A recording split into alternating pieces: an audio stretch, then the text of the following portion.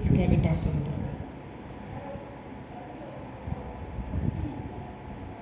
Ok, o tema que o Espírito de Deus me colocou foi esse: família, uma instituição divina. E Yahvé, o Deus Todo-Poderoso, Ele é o Criador e Ele é o sustentador. A base daquilo que nós acreditamos sobre família está na Bíblia. Deus criou homem e mulher, macho, fêmea, os criou.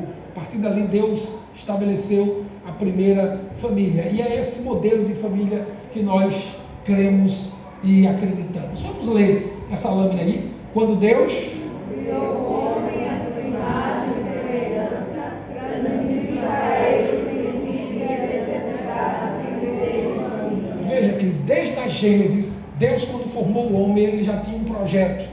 E ele sabia que não era bom o homem estar só. E ele fez para o homem, primeiro homem Adão, um ajudador. E a partir daí, a família, ela se estabeleceu. E o Espírito traz-nos algumas perguntas. Para você que é mãe, como é que está o relacionamento seu com os seus filhos? Para os pais, para os filhos, como vai o seu relacionamento para com os seus pais? E o casal, como é que está o seu relacionamento? São perguntas que o Espírito nos faz, querido, porque a partir de uma análise honesta que você fizer, Deus vai trazer as respostas. Uma das armas que o inferno tem para destruir uma sociedade é atacar as famílias.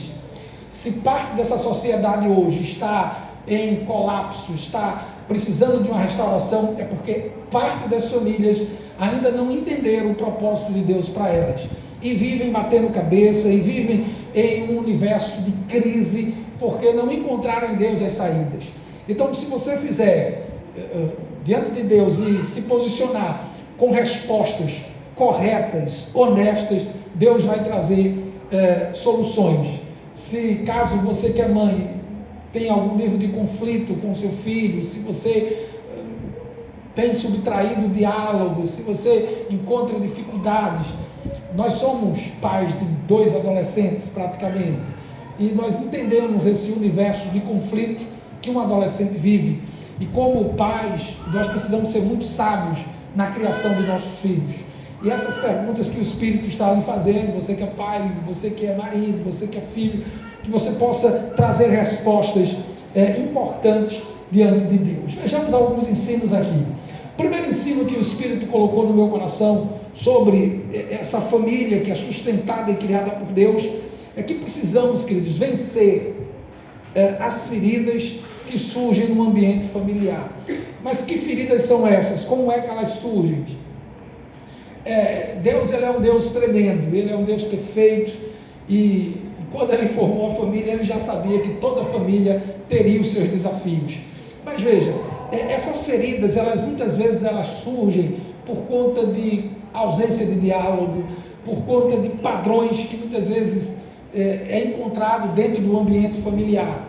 E eu entendo e creio que as feridas que mais machucam, que mais sequelam, que mais produz um ambiente traumático dentro de um ambiente familiar, são as feridas que são produzidas por pessoas que nós amamos. Eu acho que todo mundo aqui já deve ter tido algum nível de ferida na sua alma, alguém já lhe feriu, já lhe atacou, já lhe hostilizou. E se você se lembrar dessas situações que você passou, as feridas que mais deixam sequela são as feridas que são feitas por pessoas que nós amamos. É uma palavra rude de um pai, é um abandono, é um universo familiar marcado por violência doméstica, às vezes abuso sexual, às vezes palavras agressivas. Tudo isso gera feridas, e precisamos em Deus não alimentar essas feridas, porque quando você alimenta as feridas, é uma equação. Se você recebe uma palavra e não deixa o Espírito de Deus tratar essa palavra que você foi alcançado, uma palavra dura, essas palavras vão gerar feridas, depois elas começam a se potencializar e vão gerar mágoas, e em seguida vem a amargura. E essa é a razão de muitas pessoas amarguradas hoje, e você não precisa de muito tempo para identificar uma pessoa amargurada, porque ela dá sinais que algo está errado na vida dela. ela permite que num relacionamento interpessoal você consegue identificar ali há uma amargura. E veja essa definição de amargura. Leia aí, por favor. A amargura é sentimento de mal-estar que é produzido pela ferida, ressentimento e mágoa. Veja. Uma pessoa amargurada é uma pessoa abatida, é uma pessoa rude, uma pessoa amargurada, ela agride por qualquer coisa, ela é avessa ao contraditório.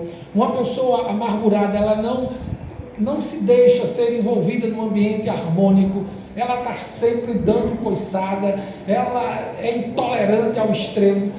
E essas amarguras, elas surgem em função de feridas, porque você coloca para fora o que está dentro, ninguém dá o que não tem.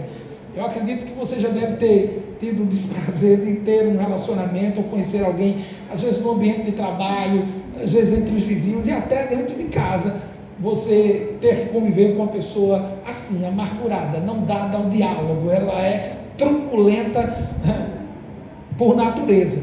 Agora, quando você se depara com um ambiente trazendo para a família assim, marcado por amargura, queridos, não tem outra saída. Não são as clínicas psicológicas de psicólogos, não são os divãs que tem por aí.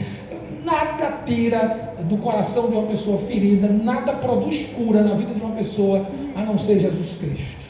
Eu não desprezo a ciência, mas a alma do ser humano, o interior dele, o seu ser, quem conhece é quem o fez. E Deus, ele tem todo o interesse de produzir cura. Então, cuidado com as feridas, não as alimente. Se você recebeu alguma palavra que machucou, que doeu, que produziu em você algum nível de mágoa, você não deixe isso ir adiante. Libere perdão, não adianta você levar um fardo que certamente vai trazer seríssimos problemas para você. Em segundo lugar, o Espírito de Deus me falou algo. Não andar em comunhão é andar em trevas. Se você não andar num ambiente familiar harmônico, se você não tiver um ambiente familiar solidificado, robusto, em Deus, a comunhão ela vai embora. E quando a comunhão vai embora, entra pelas portas as trevas, a escuridão. E 1 João 2, 10 e 11 diz o seguinte, leia aí para mim, por favor. Quem ama...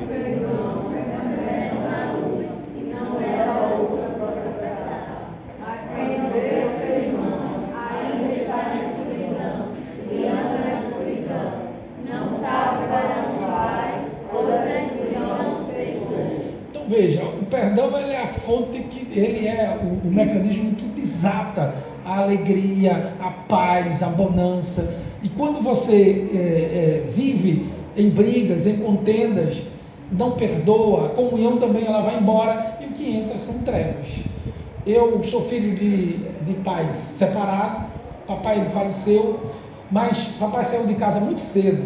Eu era uma criança de 8, 9 anos por aí. E papai deixou mamãe com 7 filhos.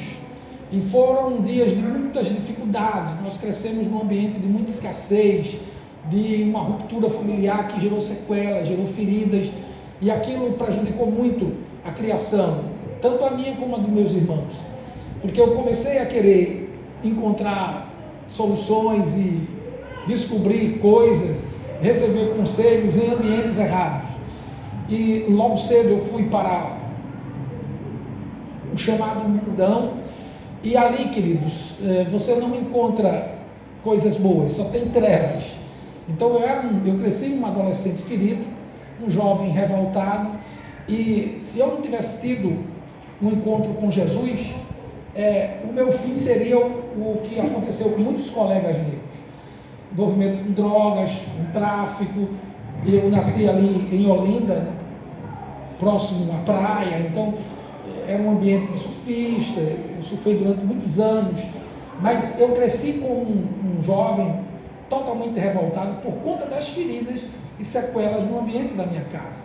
Eu tive muita dificuldade de ter relacionamentos sólidos, eu tinha problemas traumáticos de me relacionar, eu não conseguia expressar amor, carinho, eu vivia um universo muito egoísta, tudo por conta das feridas. E eu louvo a Deus que aos 20 anos de idade, eu tenho 53 anos, eu tive uma experiência com Cristo. E foi essa experiência com Cristo, não com placa denominacional, não com igreja, mas a experiência que eu tive com Cristo produziu cura na minha vida. E a partir daí eu comecei a entender que Jesus ele veio com um propósito. E o propósito que Jesus veio foi trazer vida e vida em abundância. Então veja como é muito perigoso um ambiente familiar sem harmonia, sem comunhão, porque as pessoas ali que vão crescendo, sobretudo as crianças, os filhos, eles sofrem bastante. E entenda o que o Espírito está dizendo para a sua casa, para a sua família aqui nessa noite. Não deixe que o inferno subtraia isso que é tão bom dentro de um ambiente familiar, que é a comunhão. Quando a comunhão sai, vem a escuridão e vem as feridas. As feridas, elas produzem mágoas e as mágoas vão gerando a amargura. Em terceiro lugar, o Senhor me falou sobre a questão do perdão. O perdão, ele evita rupturas, ele evita, ele tira de um ambiente familiar as possibilidades de brigas, de confusão. Deus, ele foi muito bom para comigo. E papai nos abandonou, mas no final de vida ele volta. A gente resgata o papai, estava ali vivendo uma situação muito difícil e doente, então nós trouxemos o papai de volta. O papai passou uns 3 anos morando ainda em casa e veio a falecer, mas aquele período que o papai voltou foi um período de reconciliação. Foi um período para tratar coisas que precisavam ser tratadas, sobretudo em relação a outros irmãos que eu tinha. E quando o papai estava nos últimos dias de vida dele, eu estava dando banho nele e eu olhava ali aquela figura fragilizada, aquela pessoa, aquela imagem ali de um homem doente, fragilizado, e no meu coração dizia, papai não precisava passar por tudo isso, né? Porque ele sofreu por conta de sementes que ele plantou, o abandono, a saída de casa, o sofrimento que ele causou a muita gente, ele colheu, a conta chegou e chegou alta. Mas Deus, ele é muito misericordioso. Deus, ele tem um projeto para a família é um projeto de Deus. E ele trouxe o papai ali para restaurar a vida dele, porque a minha já estava restaurada. Eu não tinha mais nenhum nível de mágoa e nem de falta de liberar perdão para ele. Pelo contrário, eu já estava ali tratado em Deus. Mas o Senhor traz o papai de volta para que ele fosse curado, né? Ele teve a oportunidade de voltar para Jesus, porque na sua juventude ele tinha tido uma experiência, mas se desviou e nos últimos dias de vida ele teve a oportunidade de aceitar Jesus. Então eu fiz o funeral do papai, foi um funeral difícil para ser feito, o primeiro funeral que eu fiz de um familiar assim, logo meu pai, e eu ali diante daquele caixão, muita coisa veio na minha mente, né? Eu tive dificuldade até para concluir a cerimônia fúnebre, a pastora interveio e concluiu ali aquela cerimônia. Mas veja, tudo isso que eu quero trazer para vocês, queridos, são situações que surgem no ambiente familiar, produzido pelo nosso adversário, para trazer sequela, para trazer rupturas. E uma das coisas que vai fazer você ser curado é você liberar o perdão. Você ter a iniciativa. Lê aí essa definição de perdão. O perdão é o caminho para a libertação de toda raiz de amargura em um ambiente familiar. Pelo perdão abrimos caminho para Deus trazer um ambiente familiar cura e restauração. Cura e restauração só vem à medida do momento que você libera o perdão, filho. Enquanto você traz essa mágoa nas costas, você se torna uma pessoa amargurada. Eu sei que não é algo fácil liberar perdão para quem lhe feriu, quem talvez lhe abusou, quem trouxe níveis de tristeza para você. Eu sei que não é fácil você liberar um perdão, mas veja, o perdão é o caminho para a libertação de toda raiz de amargura. A pessoa amargurada é a pessoa que não perdoa. E pelo perdão nós abrimos caminho. Nós damos a Deus, permitimos que Deus entre e faça todo o processo de cura e de restauração na família. Mas primeiro tem que liberar o perdão. Sem perdão você não vai ter cura. Sem perdão não tem restauração. E eu penso que cada um aqui já deve ter tido alguma experiência nesse campo de hostil, nesse universo de agressividade. Às vezes nem fisicamente, eu falo de palavras, né? Às vezes palavras elas ferem mais do que propriamente uma agressão física. E uma vez o apóstolo Pedro se aproximou de Jesus e perguntou a ele quantas vezes tinha que perdoar uma pessoa, né? Então, quantas vezes eu devo perdoar quem me ofendeu? Leia aí, por favor, esse episódio aí. Leia aí, por favor, em nome de Jesus. Então ele se aproximou de Jesus e perguntou: Senhor, quantas vezes devo perdoar alguém que peca contra mim? 7 vezes? Jesus respondeu: Não 7 vezes, mas 70 vezes 7. 70 vezes 7, e só o dia, né? Você tem que liberar o perdão. Agora, pastor, como é que eu sei que eu perdoei alguém? Existe um mecanismo para você descobrir se perdoou alguém que lhe machucou. É quando aquilo vem à memória e não produz nenhuma reação em você. Porque o perdão em si, quando você libera, ele não vai fazer você esquecer o fato. O fato, ele está na sua memória. Você não tem amnésia. O problema aconteceu, lhe machucou, mas você já liberou o perdão. Mas como eu saber se de fato eu perdoei? Quando vir aquele fato em sua mente, quando você cruzar com uma pessoa que foi o objeto da ferida, quando você, em algum momento, vir à sua memória toda aquela situação nevrálgica que trouxe sequelas, você se lembra e não tem nenhum tipo de reação mais de raiva, nem de desejo de vingança. Na minha época de seminarista, eu ia muito para presídio. Todos os domingos, praticamente, eu visitava os presídios lá de Recife, por conta de alguns colegas que haviam caído por roubo, por tráfico, e eu aceitei Jesus e sabia que Jesus era o caminho para eles saírem daquela prisão, né? Eles estavam numa prisão física, mas eles precisavam ser libertos espiritualmente. Então, quando eu chegava ali, eu pregava para os outros presos. Eu era uma pessoa, nos primeiros passos da caminhada, você tem esse impulso de estar em lugares desafiadores. Então eu entrava em setores de presídio, chamado Presídio Aníbal Bruno, lá no Recife, em lugares realmente perigosos. Mas Deus sempre trazia uma palavra para dar para aqueles homens. E quando eu conversava com eles, alguns diziam: irmão, olha, eu estou aqui, mas eu só estou esperando sair a minha condicional, para eu ir atrás do meu prejuízo. Quem me colocou aqui? Porque muitos, eles se consideram inocentes, né? Acham que estão ali sem ter cometido nenhum crime. É fato que existem as injustiças, mas grande parte estão ali pagando o que eles plantaram, né? Estão colhendo o que plantaram. Mas o que é que eu percebia naquelas visitas? É que aquelas pessoas ali, queridos, passam uma semana extremamente ociosas. Então elas não têm tempo para pensar em outra coisa, a não ser em se ligar, porque não houve a liberação de perdão. Eu louvo a Deus pelas igrejas que hoje estão com muita força nos presídios, pregando a palavra, porque é que aqueles homens precisam. Se eles não tiverem uma experiência com Cristo lá dentro, eles são machucados, eles são traumatizados pela infância, cada história que existe ali, que só quem conhece é quem tem a oportunidade de conversar com eles. Eles saem, se eles saírem sem uma experiência com Cristo, eles vão se tornar mais nocivos à sociedade do que eles eram antes. Porque é como se ali fosse uma escola do crime, porque é muita ociosidade. E eu louvo a Deus pelas igrejas que hoje estão em presídios, pregando a palavra. Nós tivemos um tempo, um trabalho a nível pessoal. Eu ia com a minha esposa todos os dias de visita a um presídio feminino que tem lá em Recife. E nós conseguimos ganhar uma pessoa no parlatório. Parlatório é um lugar onde os presos ficam conversando com os advogados, os padres ou pastores, enfim, é um lugar reservado.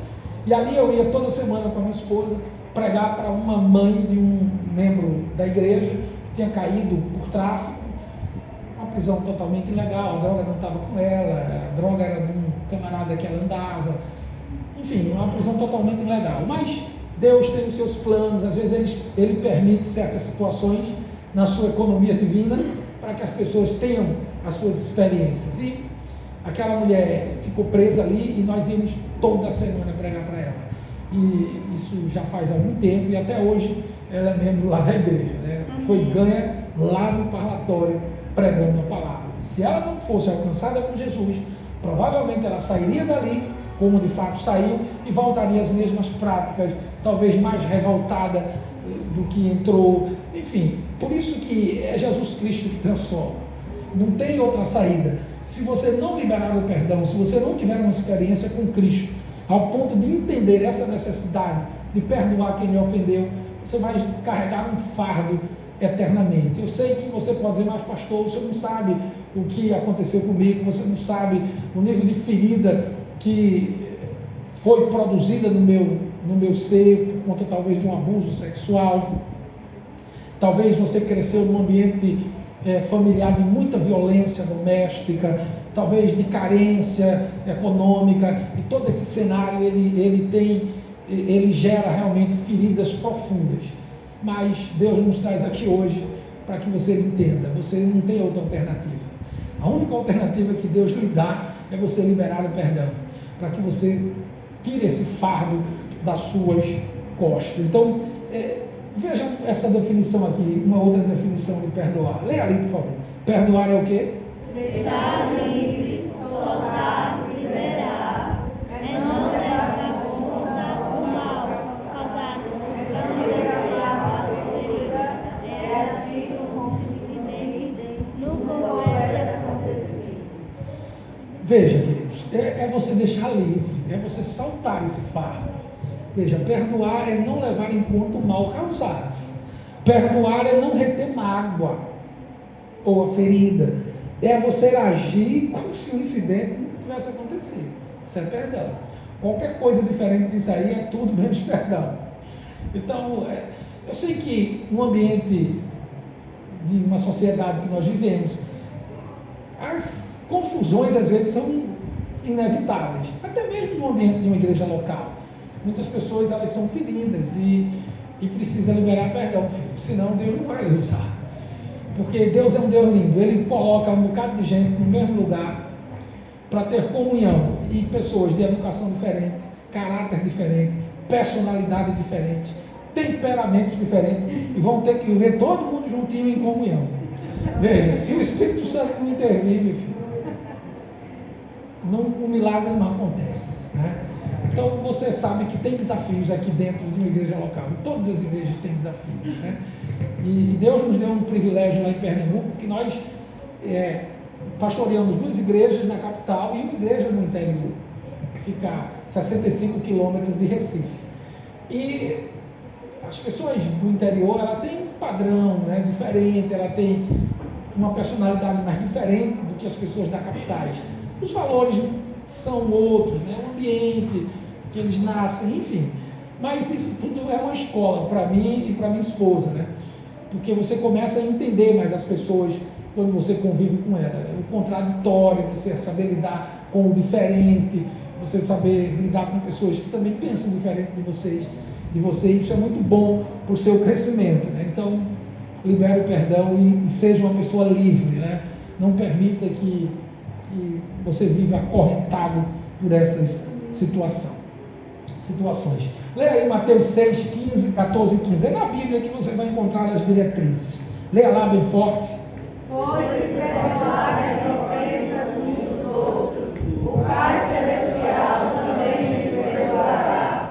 Mas se não perdoarem uns aos outros, o Pai Celestial não lhes perdoará as ofensas. Queridos, a Bíblia diz o que ela quer dizer. A apóstola Valnice diz isso. A Bíblia diz o que ela quer dizer. Então, é isso a igreja. Você tem que liberar o perdão. E eu sei que você vai ter que sair daqui hoje com muita coisa para ser resolvida. Muita coisa para ser realmente resolvida. Se você quiser galgar patamares de excelência, se você quiser crescer na sua vida, libere perdão. Eu me lembro que eu trabalhei no ambiente de televisão durante 25 anos. Eu fiz Escola Técnica Federal em Pernambuco e o meu estágio foi numa televisão, na área técnica, e ali eu passei 11 anos. Era uma subsidiária do SBT. E no meu setor, eu fazia inspeção de equipamentos, os técnicos vinham até mim pegar as peças de reposição. Então, o meu trabalho nessa subsidiária do SBT era assim. E lá tinha um alemão, o nome dele era Ralph, não sei nem por onde ele anda hoje. E Ralph era uma personalidade muito firme, sabe? Ele tinha descendência de alemão. E ele era um galego alto. E ele tinha uma personalidade muito dura, ele era difícil de conviver. Sabe aquelas pessoas difíceis de conviver? Ele já tinha trabalhado em todas as televisões, mas era um técnico excepcional naquilo que ele fazia. Ele era um dos melhores lá da cidade. Mas ele tinha um temperamento muito agressivo, ele era dado ao diálogo. E às vezes ele chegava no meu setor muito hostil, muito agressivo, ele queria as coisas rapidamente, e quando não tinha ele ficava revoltado. E eu era novo convertido nessa época. E eu pedia muito a Deus habilidade, né? Para que eu não explodisse ali. Porque, como novo convertido, você, até hoje, né? Você vive de degrau em degrau, de glória em glória. Você amadurece hoje, amanhã em outra área você vai amadurecendo. E o novo convertido, ele está num processo muito precoce da sua experiência com Cristo. E antes de eu ser evangélico, eu era instrutor de arte marcial, eu tinha uma academia, eu dava aula, eu treinei karatê, kung fu, taekwondo. Tem que ser outro dia para eu dar meu testemunho, mas veja. Então eu era uma pessoa de temperamento muito forte. E eu sabia que se eu explodisse ali, com aquelas provocações, o ambiente de trabalho ia ser muito ruim para mim e para ele. E eu era professor do filho do diretor da televisão, né? Então algumas coisas eram ao meu favor. Então, mas eu pedia muito a Deus para eu não estourar. E tinha um salmo que eu descobri na Bíblia, Salmo 27. Todos os dias eu lia: o Senhor é a minha luz e a minha salvação, de quem terei medo? O Senhor é a fortaleza da minha vida, a quem temerei? Quando os malfeitores se levantarem contra mim, meus opressores e inimigos, são eles que tropeçam e caem. Eu não me permitia começar meu expediente sem ler esse salmo. E um dia ele foi demitido, o rapaz, né? Por outras coisas lá. E ele uma vez chegou na minha sala, no dia da demissão, e disse: irmão, Jesus venceu Satanás, né? E eu disse: não se veja como Satanás, né? Eu lamento a sua saída, mas não se veja assim. Mas enfim, então veja, isso é uma experiência de ambiente de trabalho que, se você não souber lidar com ela, você vai gerar mágoa, você vai reagir de maneira errada. Então, libere o perdão, para que o perdão de Deus também lhe alcance. Queridos, a família de fato é um projeto de Deus. Deus projetou a família, Deus tem interesse que a família ela dê certo. Leia essa lâmina, por favor. Deus ama a sua família. Deus jamais vai desistir de sua misericórdia. Então Deus é um Deus de plano, de projeto, de meta, de princípios, de fundamentos. E para a família ele tem um projeto especial, né? Porque essa sociedade será curada se as famílias forem curadas. Qual é o grande desafio que nós temos como pastores? A minha militância dentro da igreja evangélica se deu a minha primeira experiência com jovens. Eu me converti numa igreja presbiteriana lá em Olinda. E a minha primeira experiência de liderança foi com jovens. Era chamada mocidade. A gente chama rede de jovens hoje. Mas lá era a mocidade. E qual era o grande desafio que tínhamos com jovens? E quais eram os jovens que exigiam mais de você? Sobretudo os jovens que tinham problema no seu ambiente familiar. Porque veja, a indisciplina, muitas vezes ela surge em função de regras. A ausência de regras gera indisciplina. E pense num lar rompido, sem uma ruptura, sem pai. O filho não vai crescer sem regras. Por mais esforço que a mãe tenha, ele vai crescer com carências. Né? O pai é que é aquele mais austero, né? Aquele mais firme. E é importante isso no ambiente familiar. E esses jovens que trazem mais desafios são aqueles que no ambiente familiar não tem disciplina. Às vezes o pai e a mãe estão lá, mas não tem disciplina. E a disciplina é importante. Existe um filósofo inglês chamado Thomas Hobbes, do século XVIII. Ele disse que o homem precisa de regras. Se o homem não tiver regras, o Estado degringola. Por isso que o Estado tem que trazer regras, porque o homem, ele diz que o homem é mau. Isso é filosofia, mas tem sentido, o homem é mau. Mas quando ele tem um encontro com Jesus Cristo, 2 Coríntios 5,17, quem está em Cristo é nova criação, as coisas velhas se passam, tudo se faz novo. Para a filosofia, o homem é mau, mas as bases teológicas daquilo que nós cremos é que o homem mau, ele se torna uma nova criação em Cristo. E aí ele consegue vencer todas as debilidades, todos os problemas que ele tem a nível de personalidade, a nível de caráter. Porque eu creio no novo nascimento. Eu creio que quem está em Cristo de fato se torna uma nova pessoa. E a partir daí tudo muda, o caráter muda, a personalidade ela é restaurada de fato. Aquele livro Personalidade Restaurada da apóstola Valdice, aquilo ali é um histórico de muita coisa que ela passou a nível pessoal. E ela comprova, né, biblicamente, que a personalidade ela pode ser curada, ela pode ser de fato restaurada. E nós passamos, queridos, durante 7 anos profetizando esse decreto. 7 anos. E veja que quando chegou a pandemia, o que a pandemia nos impôs? O culto doméstico, o ficar em casa. A pandemia foi muito difícil para os homens adúlteros que tinham suas amantes, que tiveram que trabalhar home office, trabalhar em casa, porque quando eles iam para o trabalho era ali que eles diziam que faziam um serão, que iria dobrar, e depois ficavam com as suas amantes, diziam que iam viajar, e ficavam com as amantes no final de semana. E a pandemia trouxe muito problema para esse tipo de gente que vivia esse comportamento.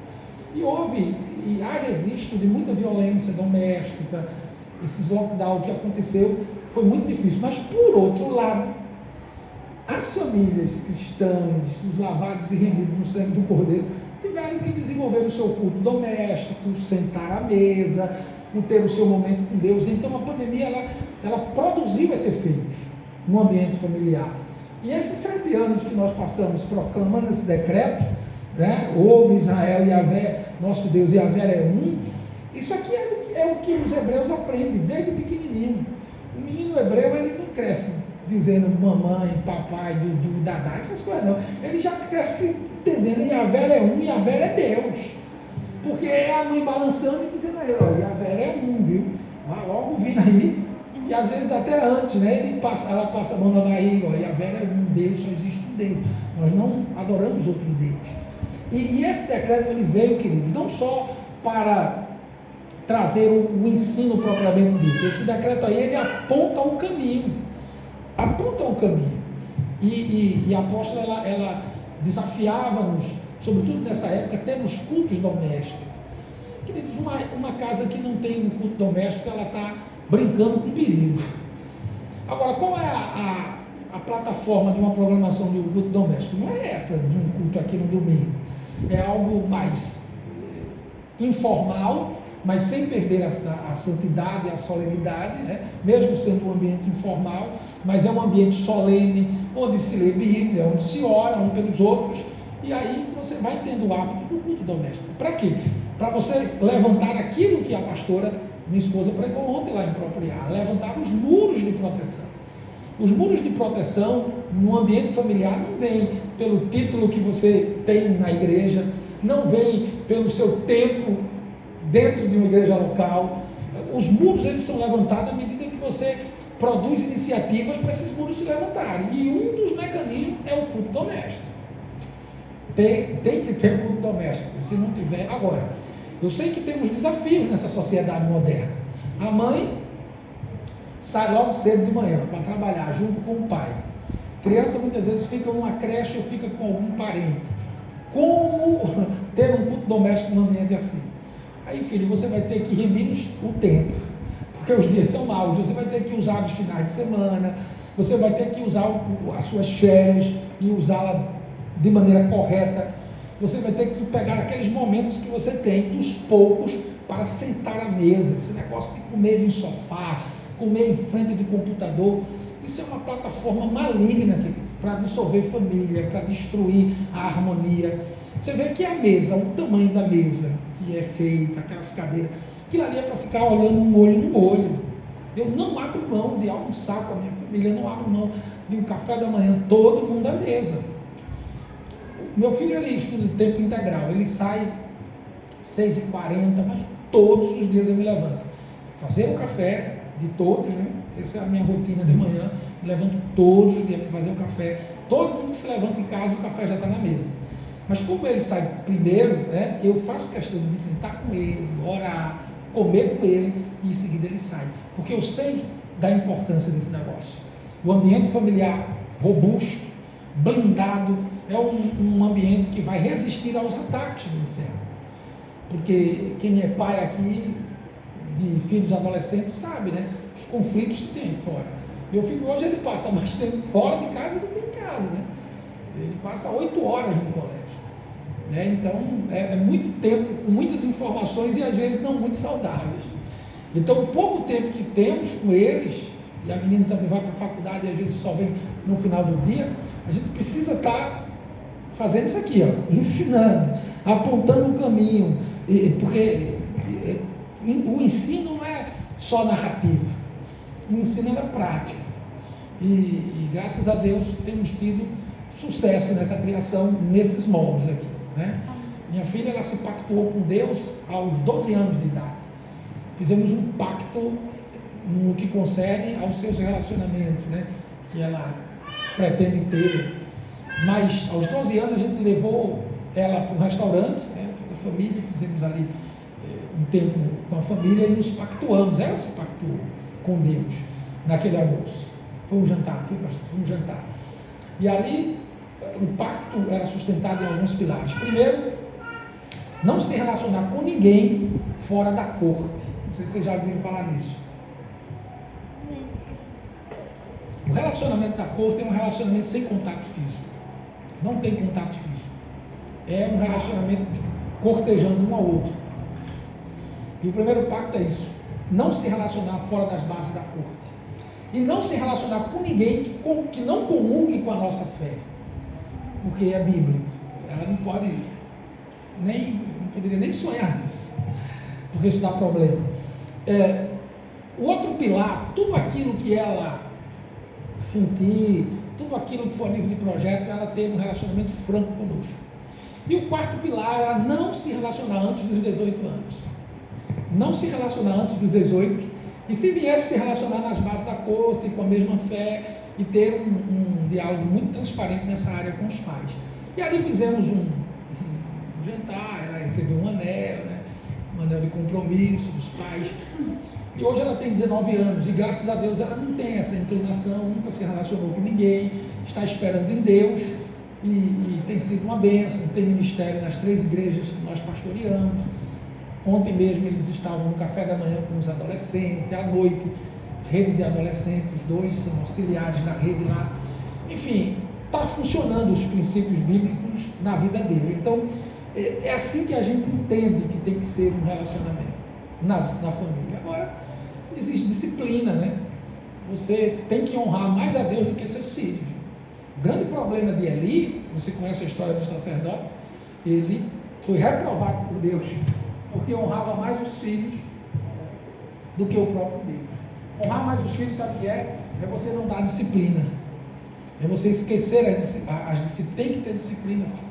Tem que ter disciplina. Tem que ter regras. O filho tem que ouvir não também, não é só sim, sim, sim, não. Ele tem que ouvir não dos pais, para que ele cresça maduro, ele vai crescendo com maturidade para encarar a vida.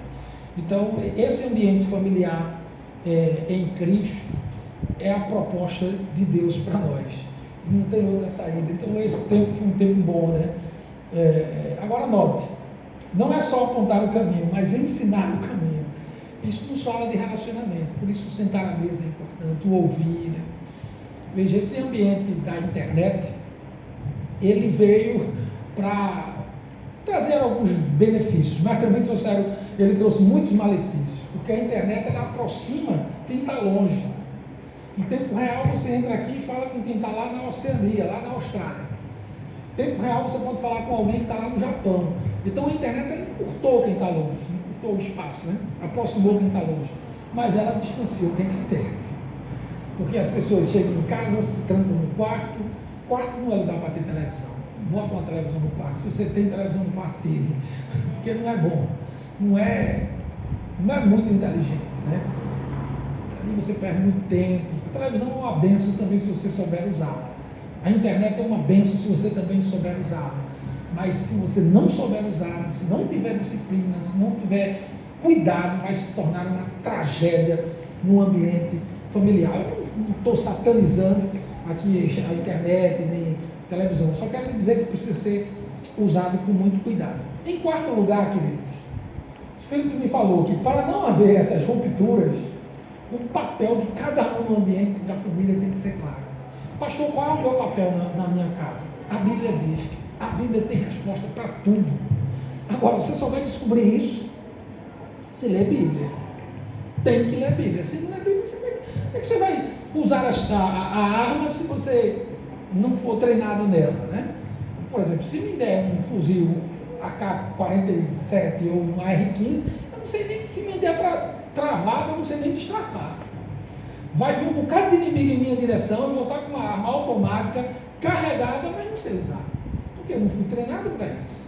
Então, se a Bíblia ela traz os mecanismos para você romper na sua casa, ter uma família, eu não estou falando aqui de uma família perfeita, isso é utópico, isso aí não existe, mas uma família no padrão de Deus, ela é possível, uma família harmônica, harmoniosa, ela é possível. Casais, o homem ele vai encontrar na Bíblia o que a Bíblia fala para ele ser um marido de excelência. As mulheres, a Bíblia fala o que você tem que fazer para ser uma mulher de excelência. E os filhos, pastor, também tem na Bíblia. Então eu vou encerrar aqui trazendo esses textos que vão lhe dar subsídio para você entender qual é o seu papel. Temos papéis claros dentro de um ambiente familiar. Eu não posso entrar naquilo que é prerrogativa dela, da minha esposa, e nem ela pode entrar naquilo que é prerrogativa da minha pessoa como marido e sacerdote em casa. Aí, onde é que você vai encontrar esses preceitos? Na Bíblia. Tudo que eu vou mostrar aqui não é nada novo para muita gente, mas veja. Qual é o papel? O que é que o filho tem que fazer como o papel dele em um ambiente familiar? Leia aí, por favor. Filhos?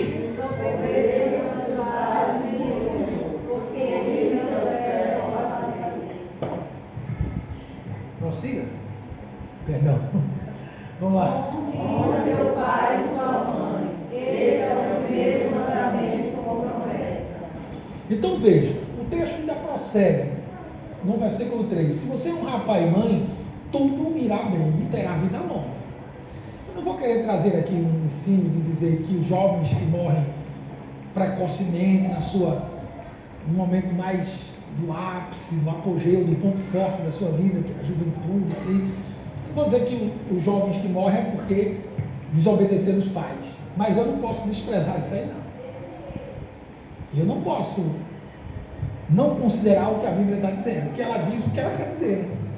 Então, você tem que obedecer e honrar. Honrar é respeitar. Seu pai pode ser, na sua visão, o pior pai do mundo, mas é seu pai. Você só existe porque o espermatozoide dele se juntou com o óvulo da sua mãe e você nasceu. Então, ele era o seu pai.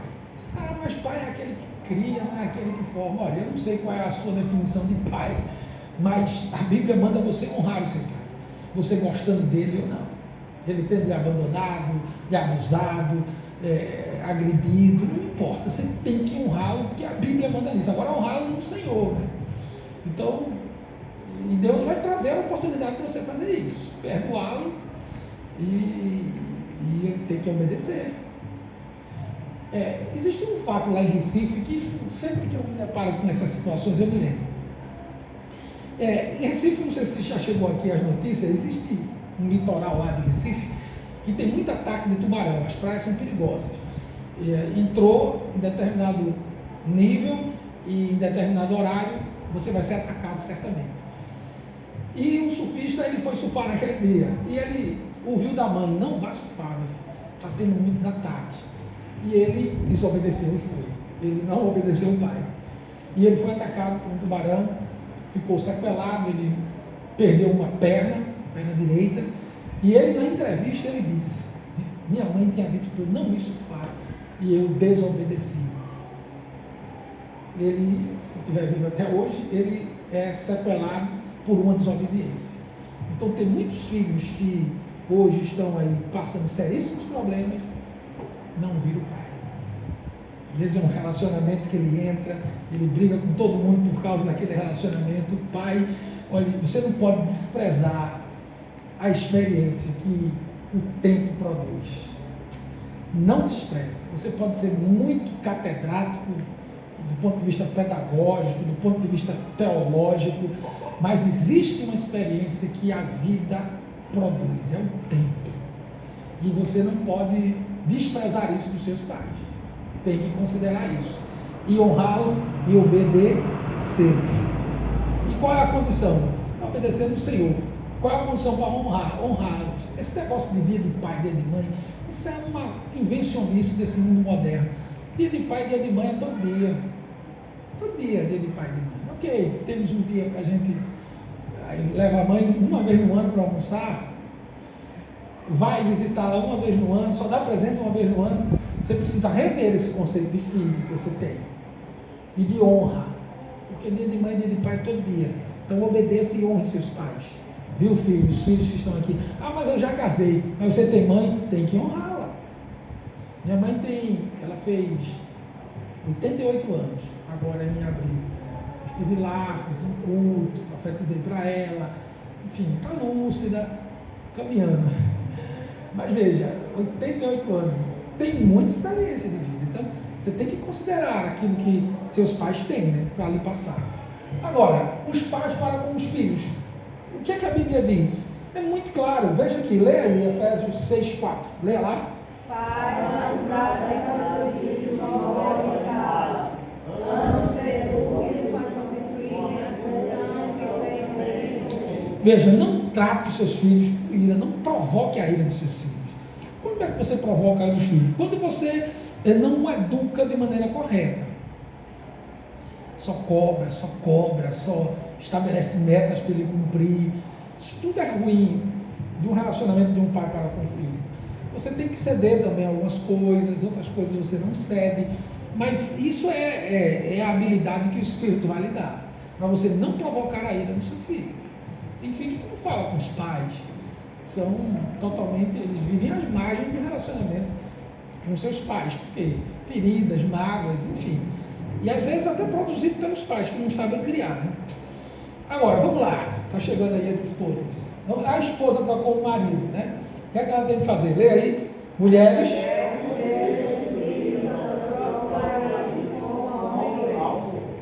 Olha, isso aí já é uma confusão por uma série de fatores. Nesse mundo aí do feminismo, a emancipação da mulher, como é que a mulher vai ser submissa? Veja, de Gênesis a Apocalipse não é ensinado em nenhum texto bíblico que a mulher é inferior ao homem. Não existe isso na Bíblia, que a mulher é inferior ao homem, não. Deus ama tanto o homem como a mulher. Quando a Bíblia fala ser submissa, você tem que entender pelo versículo anterior, o versículo 21, que diz que todos devem se submeter um ao outro. Tem versão que não fala mais nem submissa. As mulheres se submetam ao seu próprio marido, né? Obedeçam, enfim.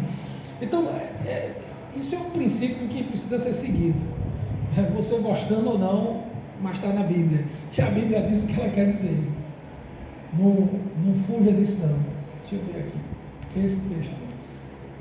Ok, eu não coloquei, eu vou citar aqui. Antes de eu chegar no esposo. Em Provérbios 14, versículo 1, diz o seguinte: que a mulher sábia, ela edifica o seu lar, e a tola com as suas ações o destrói. Ok, chega aí, né? A esposa, certo? Então veja, a mulher sábia é aquela mulher que fala na hora certa. A ciência diz que a mulher ela tem que falar 20 mil palavras por dia. Eu não sei onde os cientistas chegaram a essa conclusão, mas eles chegaram. Uma faculdade norte-americana, ela concluiu que a mulher ela fala 20 mil palavras por dia. E o homem 7 mil. O homem fala menos. Então, se a sua esposa ela só falou 10 mil até a noite, ela vai ter que falar os outros 10 mil antes de dormir. E você vai ter que ter paciência. Agora, não é só falar, você vai falar de maneira sábia, né, mulheres? Você precisa ser sábia para edificar o seu lar. Se o seu marido atrasa, que existe muita coisa aí fora, né? O marido atrasou, você já vai desconfiar que ele está com outra, aí ele chega, antes dele entrar no portão, você já desbobina uma série de interrogatório, onde você estava, que essa hora. E às vezes ele já vem com a cabeça cheia, o supervisor pegou no pé, está tendo muita demissão no trabalho, o dia não foi bacana, né? Ele trabalha na oficina, de repente chegou todo melado de graxa, está ali querendo um banho, e a mulher já desbobina antes dele entrar. Isso não é ser sábio. A mulher sábia, ela edifica o lar, ela fala no momento correto. Ainda que ela tenha que falar as 20 mil palavras, elas falam de maneira correta, oportuna, né? O marido está no trabalho e fica ligando direto. Para que tanta ligação? Deixa o homem trabalhar. Deixa ele trabalhar. E cobra. E agora com o advento da internet, faça um vídeo para você estar aí mesmo, eu quero ver. Isso tudo é tolice. Tudo isso é tolice de uma cabecinha que precisa ser mais sábia nas suas ações. E às vezes o marido nem comunga da mesma fé. E aí é pior ainda, né? Porque ele não tem uma compreensão do Espírito Santo agindo, das revelações espirituais. Isso não é nem depreciando ele, porque ele não é da mesma fé, mas a questão é que ele faz leituras diferentes das coisas. E aí uma mulher que cobra e liga o gás, você liga para o marido dizendo que o gás acabou, e o que é que você pode fazer? Ele está lá longe, a quilômetro, não pode sair. Aí cozinha, ninguém come pão com margarina, não vai ter comida cozinhada porque o gás acabou, não tem aí, o recurso não chegou. Ninguém morre por um dia sem comer, sem almoçar, né? Agora você vai ligar para ele, aperrear, e começa a cobrar. Isso tudo é falta de sabedoria. Então, esposa, seja sábia, porque a mulher sábia, ela constrói, e a insensata, ela destrói. Né? Então, cuidado na sua vida, para você não estar empurrando seu marido para fora de casa. E o marido, o que é que tem que fazer? Aí me perguntaram uma vez, o que é mais difícil, ser submissa ou amar? Eu acho que tudo tem seus desafios e sua importância nessas missões que nós temos, né? Porque o marido, ele tem que amar a sua esposa como Cristo amou a igreja. E como Cristo amou a igreja? Se entregando, se doando, né? E é isso que o marido tem que fazer. Ele tem que se doar para a sua esposa. Ele tem que dar rosas à sua esposa. Na minha época que eu me relacionei com a minha esposa, eu não conhecia a cor. E eu ia, os poucos dias que eu ia durante a semana na casa dela, eu passava num sinal que sempre tinha uns vendedores de rosa. Não sei se por aqui tem isso. Aí eu sempre levava uma rosa, né? E depois que você casa, eu não passei mais por ali e perdi o hábito de dar rosa para ela. Mas eu já voltei, porque eu entendo que mulher gosta de rosa, viu? Maridos. E de joia também. Se você puder comprar uma joia para ela. Mas veja, são iniciativas simples que você pode demonstrar carinho e afeto para a sua esposa. Levá-la pelo menos uma vez a cada 15 dias para comer fora de casa, para ela não ficar no fogão, né? Investir nela, entender que ela precisa de atenção, precisa ser ouvida, você precisa ter muita paciência, né, para ouvi-la, né? Às vezes você está lá numa atividade que está muito concentrada, mas ela chega para falar. E se você não quiser problema para você, é melhor você parar e ouvir. Porque, veja, você pode falar comigo e, por exemplo, se eu falar com você, se eu estiver fazendo alguma coisa, eu não vou ter a necessidade que você olhe para mim, eu só quero que você me entenda o que eu estou falando. Mas a mulher, você tem que parar e olhar para ela, e você tem que olhar mesmo. E ela vai falar e você tem que estar olhando. Se você estiver fazendo qualquer atividade, porque o homem, ele escuta, né? O homem, ele tem uma habilidade, ele escuta, não necessariamente ele tem que estar olhando para o lugar. Ele escuta, ele vai, mas a mulher existe, você olha para ela, olhe para mim que eu estou falando, eu estou ouvindo, eu estou entendendo o que você está dizendo. Quer que eu diga o que você disse? Aí você está vendo que eu estava ouvindo? Mas você não olhar para mim, mas eu estava ouvindo. Mas para evitar isso é melhor você parar e dar mais atenção a ela, né? Outra coisa aqui, ó, ame cada uma da sua esposa e nunca trate com aspereza. O que é aspereza? É rudeza. O que é rudeza, pastor? É você ser grosso, gritar, falar alto, né? Isso é muito ruim, desgasta muito o relacionamento. Então, a vida do marido inteligente, ela é pautada no encaminhamento que ele dá nas suas ações na palavra. Então, nunca trate a sua esposa com rudeza, com ignorância. Seja... Agora, as solteiras, você quer uma dica para ter um casamento bom? Procure saber se o jovem, ele é um bom filho, se ele não grita com a mãe, né? Porque se ele grita com a mãe e com o pai, ele vai gritar com você. Aí Ele pode ter olho verde, e um azul, pode ter os dois olhos azuis, ele pode ser o homem mais bonito, mas se ele não respeita a mãe, ele não vai lhe respeitar. Não vai, ele vai ser grosso com você. E marido grosso é porque era filho grosso. Mulher mal educada, braba demais, é porque era braba com os pais. Então, você que quer ter um cara, agora, e eu casei agora, e agora, pastor? Agora o casamento não tem volta, né? Agora você tem que ter sabedoria em Deus e está aprendendo aqui como é que tem que fazer, né? Então, honre ela e não trate com aspereza. E por fim, queridos, os maridos muito crentes, muito santos, né? Eu acho que aqui deve ter muita gente santa que gosta de orar, né? São Jequiano, ele tem um padrão, é vocacionado à oração. Mas veja, não adianta. Se você ora e não trata a sua esposa, honrando-a, sendo compreensivo, igualmente participando da dádiva de nova vida concedida por Deus, se você não a trata de maneira correta, as suas orações são impedidas. Pode ficar de joelho aí, só vai ter dor nas articulações, não sobe as orações. Então esses maridos que são muito fervorosos nas orações, é o chamado canela de fogo, né? É do paletó, ele é muito organizadinho, né?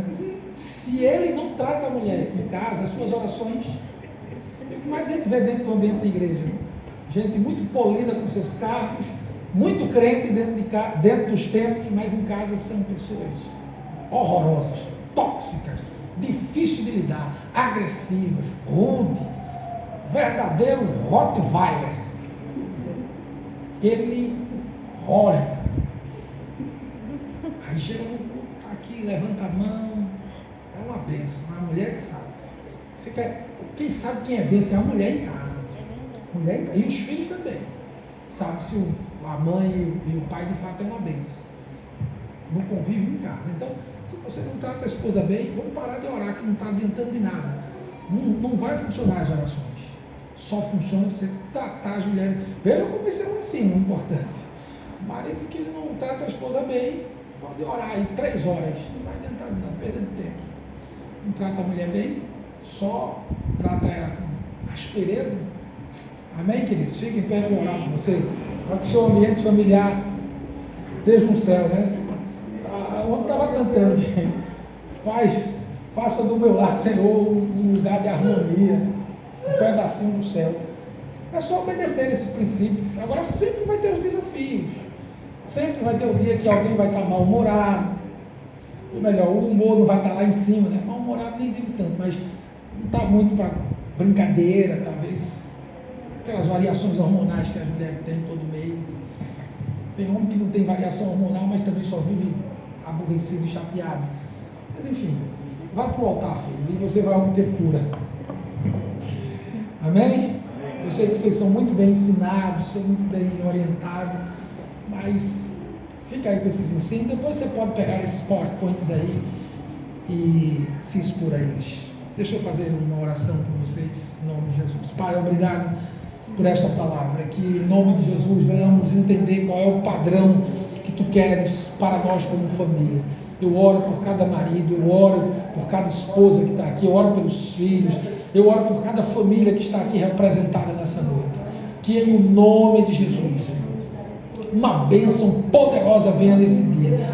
Todo nível, Deus, de briga, de ambiente belicoso, de ambiente de guerra, conflituoso, que se acabe agora em nome de Jesus. Eu lanço uma palavra em direção a cada família que está se expondo a essa mensagem, ou vai se expor a essa mensagem, que em nome de Jesus a palavra venha produzir cura, venha produzir restauração. Eu repreendo todo espírito de separação, todos os demônios de adultério, todos os demônios covardes de traição, em nome de Jesus.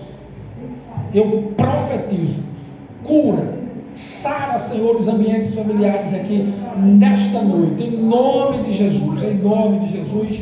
Você pode dizer um amém? Amém. Oh, aleluia. Deus os abençoe no nome do grande. Fique à vontade, poder sentar. Eu quero passar a palavra para a pastora. Podemos assentar.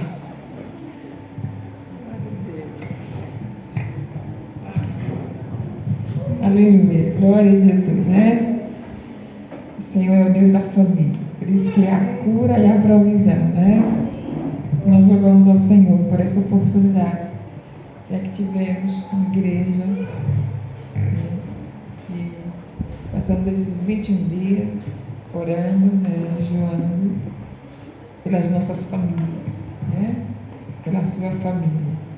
E hoje a palavra, né? A palavra simples do Senhor, clara, né? Para edificar, para vivermos segundo o padrão do Senhor, né? O Senhor quer famílias sacerdotais, famílias que venham influenciar aí a sociedade, que seja modelo, seja padrão, né? Que manifeste Deus, que revele Deus. Então, que nós, como membro da família de Deus, né? Não importa a sua idade, não importa a sua condição, nós estamos nessa família bendita e queremos que Deus seja glorificado, né? Como seu testemunho de filhos, de sacerdotisa do lar, mulheres cheias do Espírito, mulheres sábias, homens que realmente vivem essa vida de oração, viver a vida de oração e viver na prática amando as suas esposas, né? Então, que o Senhor realmente venha edificar a sua igreja. Glória a Jesus por isso. Nós vamos expor, né, essa palavra e colocar em prática. Amém? Não seremos, Senhor, ouvintes esquecidos, mas seremos praticantes, verdadeiros discípulos do Senhor. A nossa gratidão, amados, né, que eu sei que o Senhor fará, né? O Senhor operou restauração, sim, né? Temos lançado semente profética, gerado em oração e intercessão, e eu sei que o Senhor vai fazer filhos melhores, obedientes, né? Esposos que amam a sua esposa, que vivem uma vida de oração, mulheres sábias. Então nós vamos ver a igreja de Jesus avançar. Aleluia, né? Colheremos os frutos. Aleluia. E nós vamos dar a palavra à pastora Cláudia também, né? Para uma palavra de incentivo. Eu convidei a irmã para dar um testemunho, mas eu acho que vamos deixar o testemunho da irmã para o próximo domingo, tá? Então a irmã Patrícia, né, com toda a sua família, eu quero ver a família toda aqui completa, para testemunhar, né, do que Jesus fez. Foi um mês, né, uns dias de guerra, mas glória a Deus, a vitória foi nossa, né? Queridos, nós louvamos a Deus por esse tempo. Nós realmente ficamos aqui 21 dias, todos os dias às 6 da manhã. Nós estávamos ali orando pelo Meet, lemos o Evangelho de João e oramos por cada família. Proclamamos a bênção do Senhor durante 21 dias, orando e declarando restauração, salvação, cura, libertação sobre as famílias. E nós sabemos que haverá uma grande colheita do Senhor. Nós sabemos que a oração não se perde. Oração são sementes que nós lançamos e a colheita vai chegar.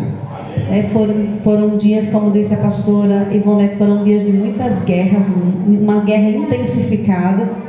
Nós vimos as crises na saúde, nas famílias, mas nós louvamos a Deus porque em todas essas guerras nós fomos mais do que vitoriosos. E queremos agradecer a Deus pela vida do pastor Adilson, da pastora Carla, que aceitaram o nosso convite para estar conosco nesse final de semana, né? E nós faremos ponte em nome de Jesus, Recife, Aracaju, para que nós sejamos muito mais abençoados com essa palavra. Quantos aqui já estão assim, pastora, vamos trazer novamente os pastores, né? Para ministrar os casais, agora no retiro, retirar as famílias para serem ministradas por uma palavra que brota do trono, que está no coração dos nossos irmãos. Eu digo que Deus, Ele nos desafia, porque nós somos solteiros, né? Tanto eu quanto a pastora Ivonete, a gente não é casado. E a gente tem que ministrar para marido, a gente tem que ministrar para mulher. E eu digo, Senhor, envia os pastores casados para nos auxiliar, nos dar suporte naquilo que a gente não tem legitimidade na prática para falar. E nós louvamos a Deus porque Deus é aquele que traz, irmãos. Deus é aquele que move. Amém? E eu quero dizer a você que nós estamos... Você precisa se preparar para um novo tempo que essa igreja vai viver. Você precisa se preparar para um tempo de avivamento, de colheita, de famílias. Amém? E é por isso que Deus está trazendo essa palavra nesses dias. Porque Ele quer alinhar as famílias da igreja para alcançar outras famílias. Porque tudo começa em nós. Tudo começa em nós. Amém? Então vamos ficar de pé. Vamos agradecer ao Senhor por esse tempo. Obrigada aos jovens que ficaram ali com as crianças. Deus abençoe, né? Nós